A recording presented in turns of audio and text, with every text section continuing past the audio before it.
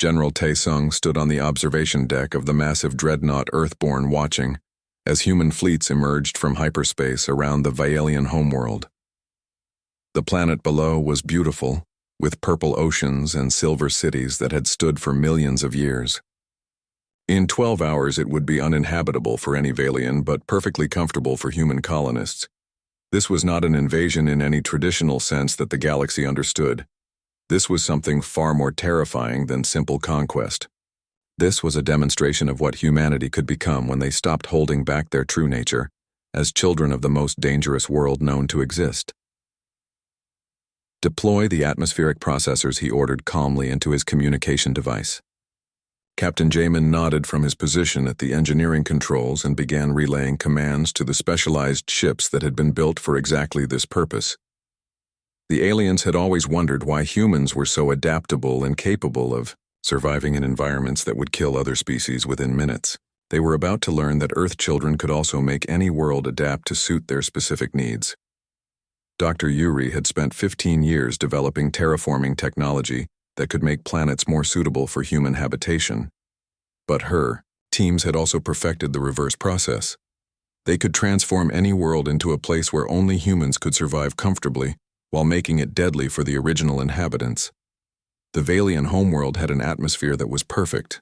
For the cold-adapted aliens who lived there, the oxygen levels were exactly what Vaelian biology required, and the temperature stayed within ranges that allowed their civilization to flourish. All of that was about to change forever. Massive atmospheric processors descended from human ships, like metal mountains falling from the sky. Each machine was the size of a city and contained technology that could reshape the chemical composition of an entire planet's air supply. They landed in strategic locations across all 7 continents and immediately began their work. The first change was subtle. Oxygen levels that Vaelians needed to breathe began dropping slowly, while carbon dioxide levels that humans could easily process started rising. The temperature began shifting toward Earth normal, which was far too hot for creatures who had evolved in frozen environments. But the most devastating change was invisible to normal sensors. The atmospheric processors released billions of engineered microorganisms into the air. These tiny creatures were completely harmless to human biology, but they produced toxins that were deadly to every other known species in the galaxy. Captain Minho commanded one of the processor ships and monitored the transformation from his bridge. His sensors showed the chemical changes spreading across the planet like ripples in a pond. Within 6 hours, the entire world would have air that felt like home to any human, but would kill Vaelians in minutes. Sir, we are receiving emergency transmissions. From the planetary government, he reported to General Taesung. They are asking what we want from them. They offer complete surrender if we will stop the atmospheric changes. The general looked down at the planet where millions of Vaelians were already evacuating their cities and fleeing to underground shelters. Their leaders were finally beginning to understand what it meant to face an enemy that could remake entire worlds. Tell them this is not about surrender, he replied. This is about understanding. They wanted to know what Deathworlders really are when we stop pretending to be civilized. Now they are learning. Communications officer Selkie worked at her station monitoring transmissions from across the galaxy. Her screen showed similar scenes playing out on dozens of worlds as human fleets arrived with their atmospheric processors and terraforming equipment. Admiral, we are receiving surrender requests from 17 different star systems simultaneously, she announced. The Korthak Collective is offering to become a human protectorate. The Zephyrian Empire wants to negotiate terms for peaceful coexistence. Even the Hegemony Council is asking for a ceasefire, but the offers were coming too late. Humanity had tried peaceful coexistence for 20 years, and the aliens had responded by planning genocide. Now Earth children were showing the galaxy what happened when a Deathworld species decided to stop following other people's rules. Engineer Boram supervised the technical teams that were installing atmospheric processors on the Hegemony border worlds. Her crews worked with the efficiency of people who had practiced these operations countless times in simulation. Every movement was precise and purposeful as they transformed alien worlds into human colonies. The psychological impact is exactly what we predicted, she reported to the fleet commanders. Alien populations are fleeing their own planets rather. than trying to fight us. They know that resistance is pointless when we can make their entire world uninhabitable. Admiral Kyung-mi commanded the exploration fleets that were pushing deeper into unexplored regions of space. Every new world they discovered became another opportunity to demonstrate that human technology and human thinking were simply superior to anything the established powers had developed over millions of years. Dr. Chang-Su led the terraforming research division and had been perfecting these techniques since the early days of human space exploration. His teams had learned to analyze any planet's ecosystem and atmosphere and redesign it completely within hours, rather than the centuries that natural terraforming required. The beauty of this approach is that we are not destroying anything, he explained to the other scientists working on the project. We are simply making worlds more suitable for the species that is best adapted to survive and thrive in any environment. Humans evolved on a death world so we can live anywhere. The transformed planets were not barren wastelands, but thriving ecosystems designed specifically for human habitation. The air was clean and breathable. The temperature was comfortable. The soil was rich and fertile. Plants and animals from Earth flourished in the new environments. Captain Sung-ho piloted his stealth ship through the outer systems of Valian space, documenting the refugee fleets that were fleeing their transformed homeworlds. Millions of aliens were crowding into ships and space stations trying to find somewhere they could still breathe. The irony was not lost on him. For centuries, the aliens had controlled which species could settle on which worlds. They had strict rules about planetary colonization and territorial boundaries. Now they were homeless refugees looking for any place that would accept them. Commander Wu Jin monitored the galactic communication networks and watched as news of the terraforming operation spread throughout known space. The psychological impact was even greater than the physical transformation of worlds. Every species in the galaxy is getting the same message, he reported to General Tae-sung. Humans can turn any world into Earth if they choose to do so. There is nowhere in the galaxy that would be safe from us if we decided to expand. The terror was spreading faster than human fleets could travel. Alien governments were receiving reports that humans could remake entire planets in hours. Worlds that had been inhabited for millions of years could be transformed into death worlds where only Earth creatures could survive. Dr. Hyejin studied the biological data coming from the transformed worlds and confirmed that the process was working exactly as designed. The engineered microorganisms were spreading through the atmosphere and creating an environment that was toxic to alien life, but beneficial to human health. The modified atmosphere actually makes humans stronger and healthier, she reported with satisfaction. Our people on the transformed worlds are showing improved physical performance and longer lifespans. We are not just conquering these planets, we are making them better than Earth itself. General Tae-sung received a priority transmission from Earth Command, where the leaders of humanity were monitoring the galactic situation. The message was simple and direct. Continue operations until all resistance ceases. He looked out at the transformed Valian homeworld where human colonists were already beginning to establish their first settlements. The purple oceans had turned blue like Earth seas, and the silver cities were being rebuilt with human architecture and human technology. This is what happens when you threaten a species that learned to survive on the most dangerous world in the galaxy, he said to his assembled officers. We do not just fight back, we take over. We make everything better suited for our needs and our way of life. The galaxy was learning that humans were not just another species with advanced technology. They were ecosystem engineers who could reshape entire worlds to match their vision of how life should exist. They were the ultimate invasive species with the intelligence and patience to remake any environment they encountered. The age of alien dominance was ending not through military conquest, but through environmental transformation. Humanity was turning the galaxy into a collection of death worlds where only the children of Earth could thrive and prosper. And this was still just the beginning of what humans could accomplish when they stopped pretending to be anything other than what evolution had made them to be. Agent So Young sat across from Supreme Commander Veltar of the Hegemony Alliance in the negotiation chamber of Neutral Station Nexus 7. The massive alien leader had 4 eyes that kept darting nervously around the room as sweat dripped from his scaled skin. His confidence had been crumbling for the past 3 hours, as So Young calmly presented evidence of human infiltration throughout his empire. The chamber had been designed to intimidate humans with its towering 40-meter-high ceiling and harsh, purple lighting that was supposed to make Earth creatures feel uncomfortable and afraid. Instead, So Young found the temperature and atmosphere quite pleasant. After all, she had grown up in the mountains of Korea where winters could kill unprepared humans in minutes. "Your fleets are losing battles across 17 systems," she said in a voice as calm as still water. "Your economy is collapsing because we control your supply lines. Your allies are abandoning you because they know we have infiltrated their governments too. But none of that is why you called for this meeting." She slid a data tablet across the smooth crystal table toward the alien commander. The device contained intelligence reports that should have been impossible for humans to obtain. Somehow, Earth agents had penetrated the most secure facilities in hegemony space and stolen secrets that had never been shared with any outside species. Veltar picked up the tablet with trembling claws and began reading. His breathing became faster and more shallow as he realized the scope of human knowledge about his people. They knew about secret military projects that only 5 individuals in the entire hegemony were supposed to know about.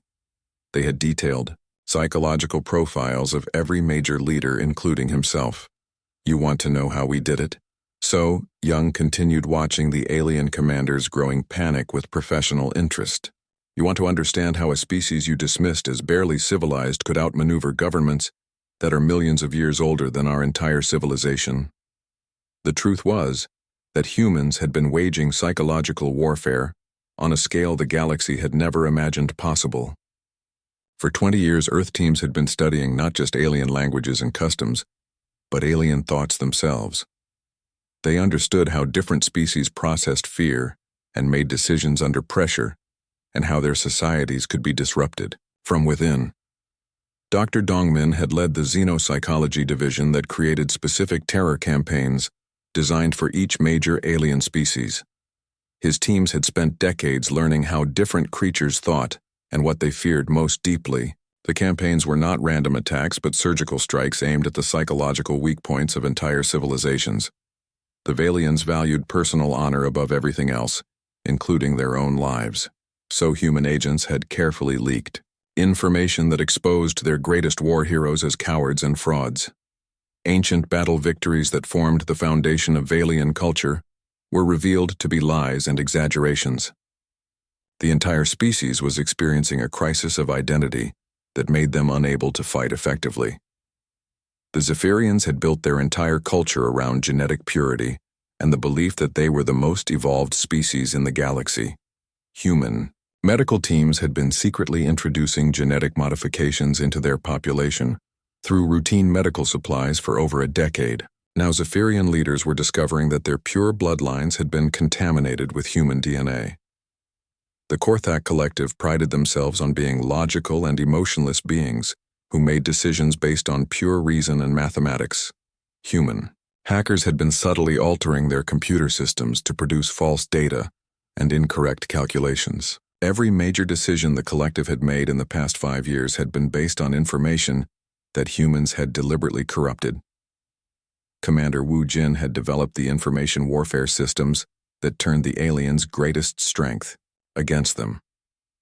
The galaxy-wide communication networks that connected thousands of worlds and allowed instant coordination across vast distances had become the perfect delivery system for human propaganda, psychological attacks, and computer viruses. The networks carried more than just messages and data. They carried fear. Every alien who accessed the communication systems was exposed to carefully crafted content designed to make them doubt their leaders, question their beliefs, and lose confidence in their ability to resist human expansion. "You called us Deathworlders as an insult," So Young said as she watched Veltar struggle to control his breathing. "You forgot that Deathworlds do not just breed creatures with strong bodies. They breed creatures with strong minds. Every human child learns to survive by understanding the predators and prey and complex relationships that exist in dangerous ecosystems." She gestured to the data tablet that contained psychological profiles of every major hegemony leader, including detailed analysis of their fears, weaknesses, and breaking points. We have been studying all of you like you were just another species in our natural environment. We learned how you think, how you make decisions, what terrifies you and what gives you hope. Then we use that knowledge to reshape your entire civilization from the inside. The alien commander was shaking now as he realized that humanity had not just been building weapons and ships during their years of apparent peace. They had been building an understanding of galactic psychology so complete that they could predict and control the behavior of entire species. Agent Haiwan appeared on the communication screen connecting from the Zephyrian capital world. Behind her, the city was burning as riots tore through the streets. Zephyrian citizens were fighting each other as genetic test results revealed that their pure bloodlines were a myth. Phase 3. Psychological operations are proceeding ahead of schedule, she reported. The Zephyrian government has collapsed completely. Citizens are demanding to know how many other lies their leaders have told them. Resistance to human occupation is minimal because most of the population believes we are liberators exposing the truth. Dr. Teho joined the communication from his laboratory on Earth, where he was monitoring alien communication networks in real time. His computers were analyzing billions of messages and conversations to track the psychological state of different species across the galaxy. Fear levels among target populations have reached optimal ranges, he announced. The Valian military command structure is paralyzed by internal investigations into historical fraud. Korthak decision-making systems are completely compromised by data corruption. Hegemony leaders are too busy fighting each other to coordinate any effective resistance. The psychological war was working exactly as planned. Humans had not needed to conquer alien worlds through military force because they had conquered alien minds through superior understanding of behavior and motivation. So-Young stood up from her chair and looked down at the trembling alien commander. Her expression was calm, but her eyes held the focused intensity of a predator that had cornered its prey. This is what happens when you threaten a species that evolved on a world where everything is trying to kill you every single day, she said, quietly. We do not just learn to fight. We learn to think. We learn to plan. We learn to understand our enemies better than they understand themselves. She walked toward the door of the negotiation chamber, then paused and looked back at Veltar. Your people wanted to eliminate humanity because you were afraid of what we might become if we ever stopped being nice. You were right to be afraid, but you made one critical mistake. You assumed we were ever really being nice in the first place. The door closed behind her, leaving the alien commander alone with the terrible knowledge that his entire civilization had been manipulated and controlled by creatures he had dismissed as primitive animals. Across the galaxy, other alien leaders were receiving similar visits from human agents. Each meeting followed the same pattern. Calm, professional humans presenting evidence of complete infiltration and psychological manipulation. Alien commanders realizing that their societies had been shaped by human influence for decades, without them even knowing it. The war was not being won through superior firepower or advanced technology. It was being won through superior understanding of the enemy mind. Humans had turned the galaxy into a laboratory where they could study and experiment with alien psychology until they achieved complete mastery over their subjects. The children of Earth had learned the most important lesson that their death world could teach. The strongest predator was not the one with the biggest teeth or the fastest reflexes. It was the one that could think 3 steps ahead and understand exactly how its prey would react to every possible situation. Now the galaxy was learning that lesson too, but it was already far too late for them to do anything about it. 3 days after the battle at Crossroads Station, the galaxy started to understand how badly they had miscalculated humanity. What every alien government thought was the complete human fleet turned out to be less than 5% of what Earth had actually built in secret. Admiral Kyung-mi stood in the command center of Haven, a massive fortress built inside a hollowed-out moon in the Kepler star system. The facility was so well hidden that alien scouts had passed through the system dozens of times without detecting anything unusual. From the outside, it looked like a dead rock floating in space, but inside it contained enough firepower to level entire planets. The walls of the command center were covered with holographic displays showing star maps, battle reports, and real-time intelligence from across the galaxy.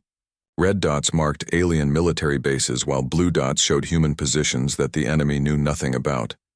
There were a lot more blue dots than red ones. Commander Jin Woo approached the admiral carrying data tablets filled with status reports from operations across known space. His face was calm, but his eyes showed the satisfaction of a plan that was working perfectly. Operation Nightfall is ahead of schedule, Admiral, he reported. Agent teams have successfully infiltrated 87% of major alien installations. Dr. Minsu Biological Warfare Division reports that Zephyrian immune systems are even weaker than our projections indicated. The truth was more shocking than anything the aliens could have imagined.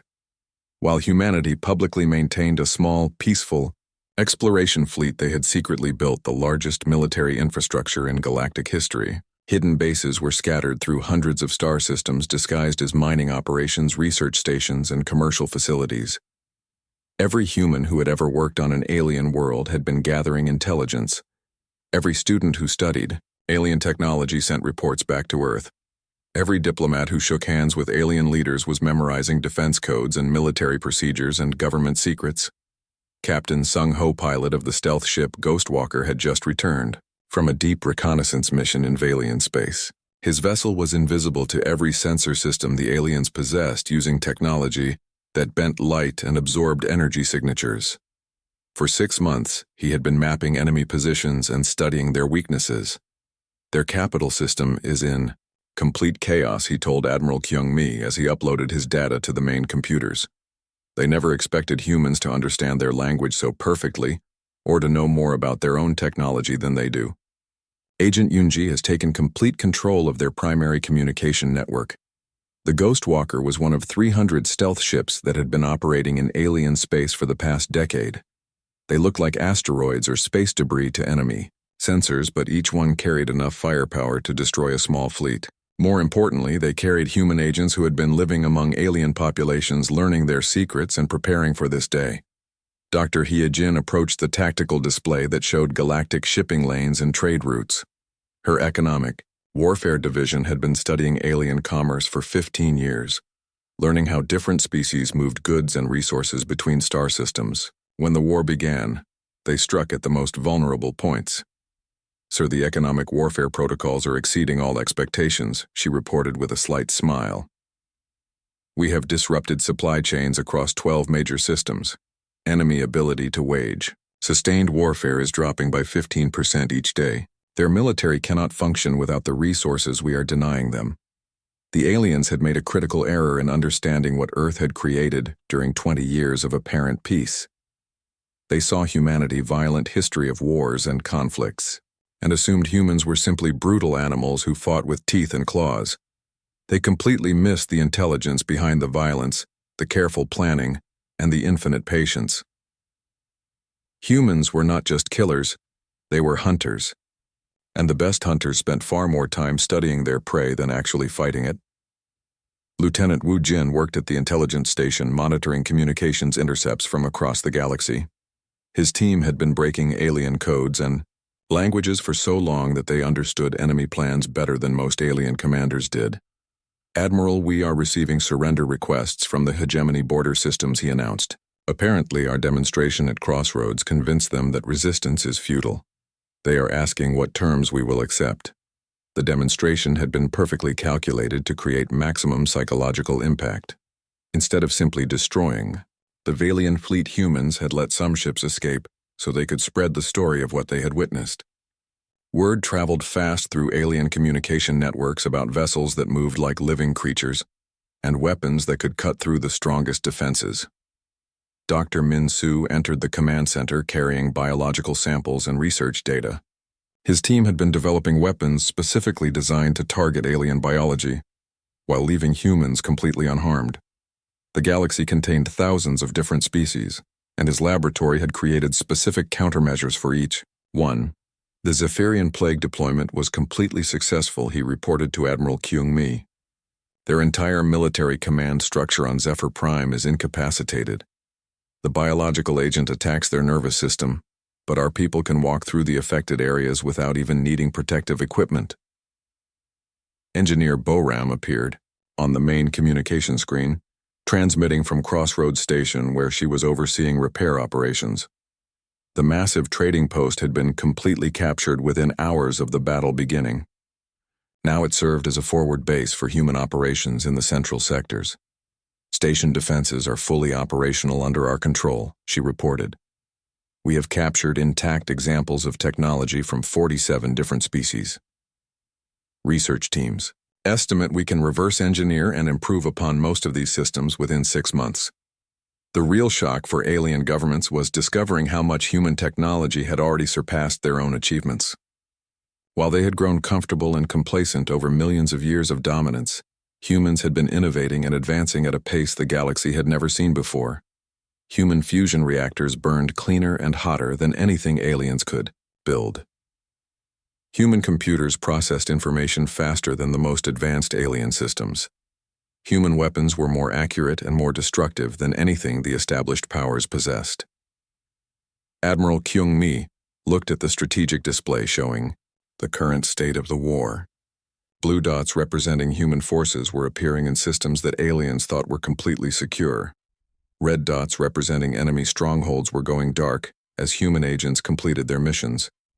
The aliens wanted to see what Deathworlders looked like when they stopped being diplomatic, she said to her assembled staff. They forgot that Deathworlds do not just create strong bodies. They create strong minds.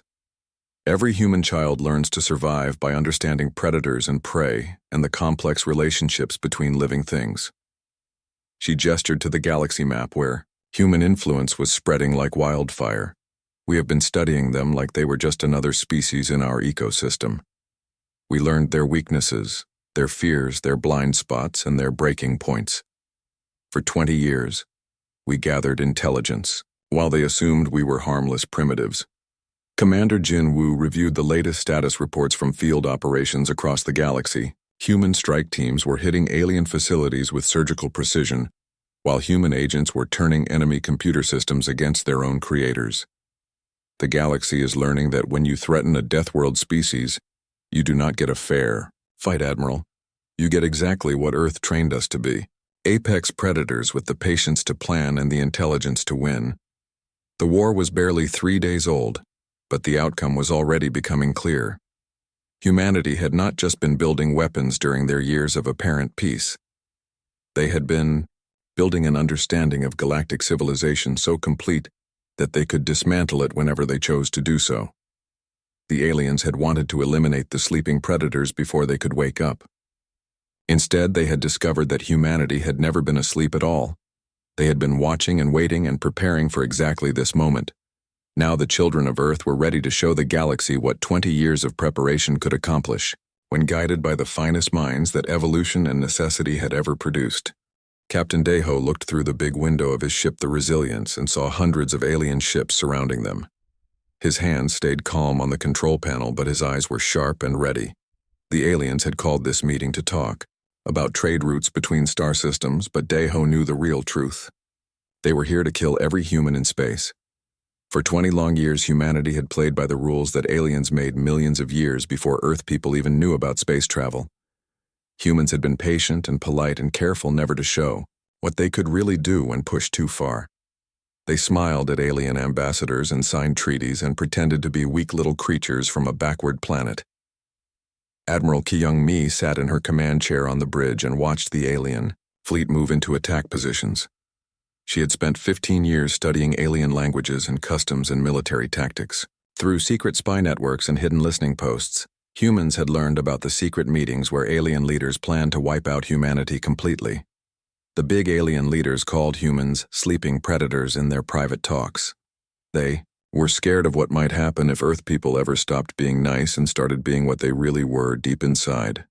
The galaxy had many dangerous species, but none of them came from a world as deadly as Earth, where everything tried to kill you every single day.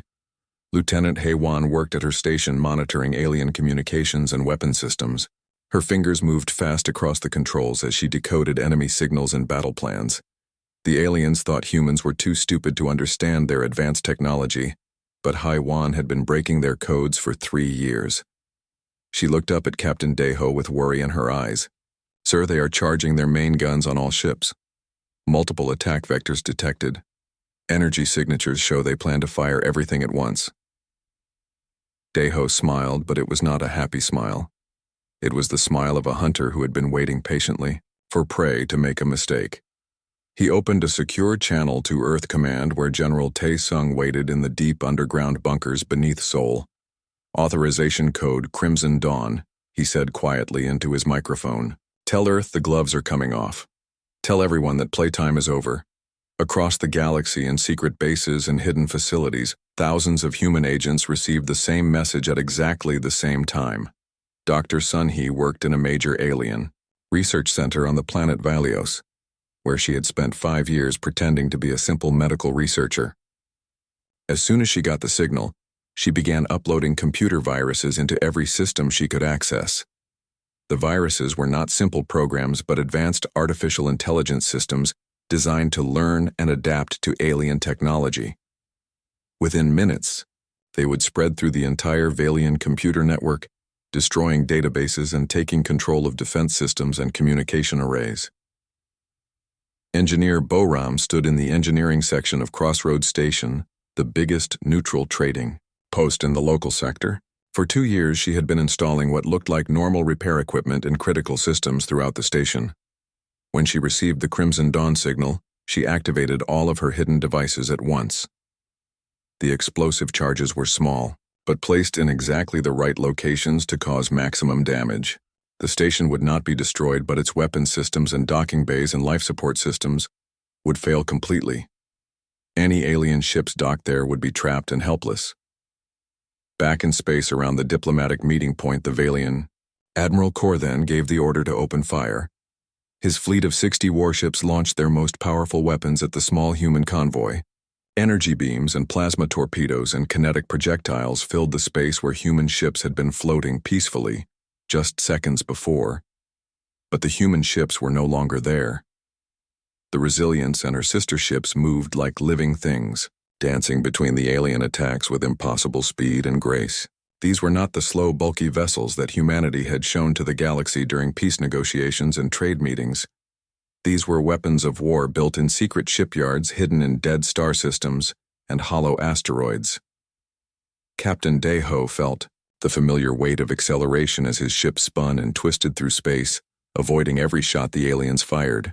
The artificial gravity systems kept the crew comfortable, while the ship performed maneuvers that would have torn apart any normal vessel. The human ships had been designed using stolen alien technology, improved with human engineering, and powered by fusion reactors that burned hotter and cleaner than anything the galaxy had seen before. Every system had been tested and refined and made better during 20 years of secret preparation. Lieutenant Hae-won locked onto the nearest Valian cruiser with the targeting computer. The alien ship was 3 times bigger than the Resilience and covered with heavy armor and defensive shields. According to every military manual in the galaxy, it should have been impossible for a human ship to damage it. Fire, he heard Captain Deho say, calmly. The main gun of the Resilience was not a normal energy weapon but something entirely new. It fired streams of exotic matter accelerated to nearly the speed of light. When the beam hit the Valian cruiser, the alien shields failed instantly, and the armor plating melted like ice in summer. The enemy ship broke apart in a massive explosion that lit up space for thousands of kilometers. Pieces of burning metal scattered in all directions while the surviving crew members screamed for help in their strange alien language. Admiral Kor then watched in shock as human ships tore through his battle formation like sharks attacking a school of fish. His vessels were bigger and supposedly more advanced, but they moved like floating rocks compared to the deadly grace of Earth ships. Within 10 minutes, 12 alien warships had been destroyed, and 15 more were badly damaged. The remaining ships tried to retreat, but found that human vessels were faster than anything they had ever encountered. Admiral Kyung-mi opened a communication channel to the surviving alien ships. Her voice was calm and cold when she spoke.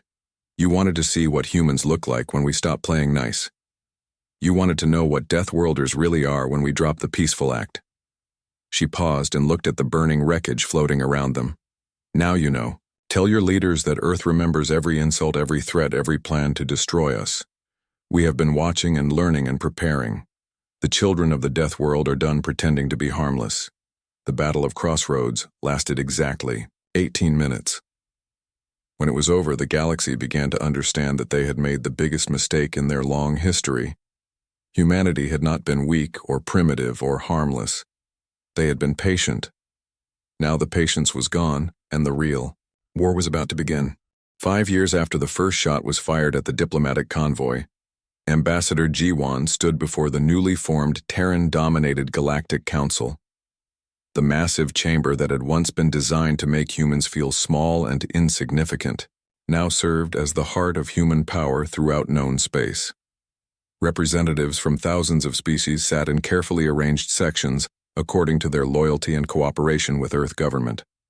Those who had surrendered early and accepted human leadership sat closest to the central podium. Those who had resisted longest were placed in the back where they could see but not easily speak. The chamber itself had been redesigned using human engineering and human aesthetics. The lighting was warm and comfortable for Earth eyes. The temperature was perfect for human biology. The air contained the exact mixture of gases that made humans feel strong and alert. For most alien species, the environment was barely tolerable. "You came to us speaking of civilization," Jiwan began as her voice carried clearly through translation systems that humans now controlled completely.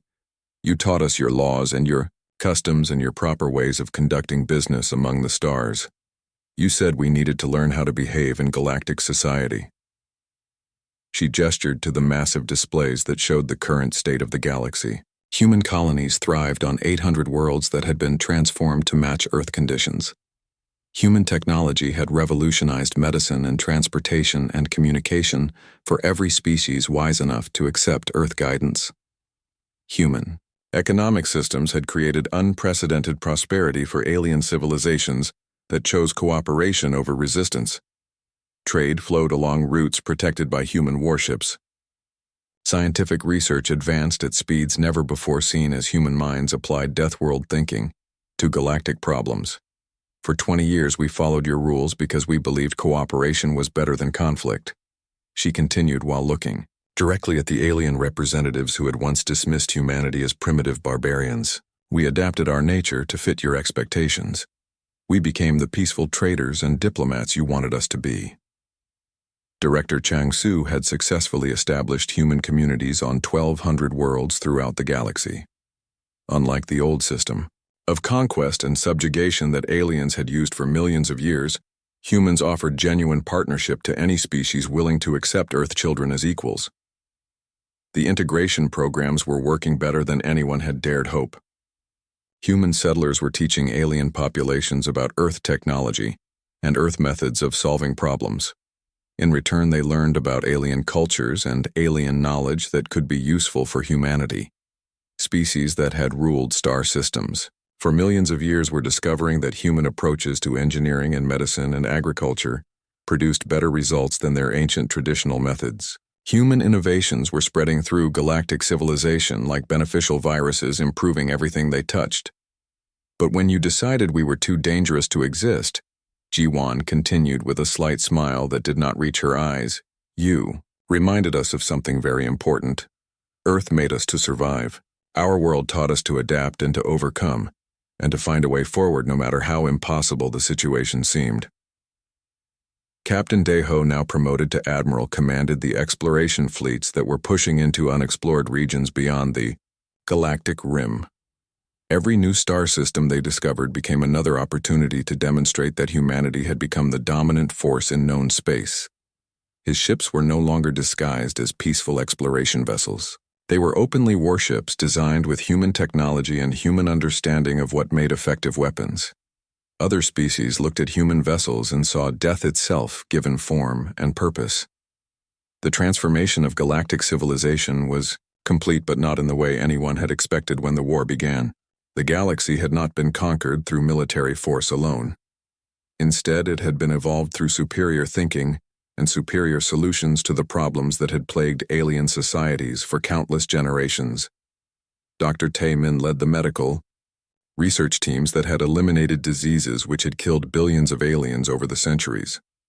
Human understanding of biology and genetics allowed them to cure conditions that alien doctors had considered impossible to treat. Agent networks, that had once been used for espionage and sabotage were now being used to identify problems in alien societies and provide solutions. Human administrators were helping alien governments become more efficient and more responsive to the needs of their populations. The fear that had initially driven alien resistance to human expansion was being replaced by gratitude and respect. Species that had fought against Earth forces were now requesting human advisors and human technology to help improve their worlds. "You feared us playing nice," Ji-Wan asked, as her smile became more genuine and less threatening. "You were right to be afraid, because when we were playing nice we were holding back 99% of what we really are. You have seen us angry. You have seen us fight. But you still have not seen us at our full potential." The truth was both inspiring and terrifying for the alien representatives listening to her words. Humanity had won the war while still operating at a fraction of their true capabilities. The fleets and weapons and technologies that had overwhelmed galactic civilization were just the beginning of what Earth could produce. Commander Wu Jin presented the latest reports from human research stations scattered throughout the galaxy. Human scientists were making breakthroughs in physics and chemistry and biology at a rate that left alien researchers struggling to keep up with the pace of discovery. Lieutenant Hei-Wan, now promoted to captain, supervised the communication networks that connected every human settlement across thousands of light years. The systems were more advanced and more reliable than anything the galaxy had possessed before humans arrived. Engineer Bo-Ram had become the chief architect for planetary transformation projects that were turning dead worlds into thriving human colonies. Her teams could reshape entire continents and create perfect environments for Earth life within months rather than centuries. The old galactic order had been based on stagnation and tradition. Ancient species had maintained the same technologies and the same social systems for millions of years because they feared change and innovation. Humans brought constant improvement and constant progress. "Consider this a warning and an invitation," Ji-Wan said as she looked out at the assembled representatives of galactic civilization. "The galaxy is big enough for all of us, but it will never again be a place where Earth children have to hide what they are." She paused to let the implications sink in throughout the chamber where aliens who had once considered themselves the masters of space now sat as junior partners in a human-dominated order. "We are the inheritors of a death world, and we are everything that implies. We are survivors who never give up. We are innovators who always find better solutions. We are explorers who will never stop pushing into unknown territories.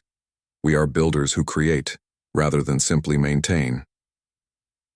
The displays around the chamber showed human colonies spreading across the galaxy like a beneficial infection. Everywhere humans settled, the local environment became healthier and more productive. Alien populations living under human guidance were experiencing longer lifespans and higher standards of living. "Choose your response wisely," she concluded as her voice carried the quiet confidence of someone who spoke for the most powerful civilization in galactic history. "You can join us as partners in building something better than anything the galaxy has ever seen. Or you can remain in the past while we create the future." The age of humanity had begun, and there was no force in the known universe that could stop or slow the expansion of Earth children throughout the stars.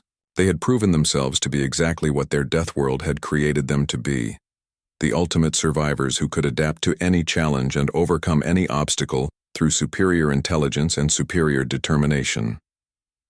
The galaxy belonged to them now, and they would make it into something worthy of the species that had earned dominance through 20 years of patience, followed by 5 years of perfect execution. The aliens had wanted to destroy humanity before they became too dangerous. Instead, they had created the circumstances that allowed Earth children to demonstrate exactly how dangerous they had always been beneath their peaceful facade. The sleeping predators were fully awake now, and the galaxy would never be the same again.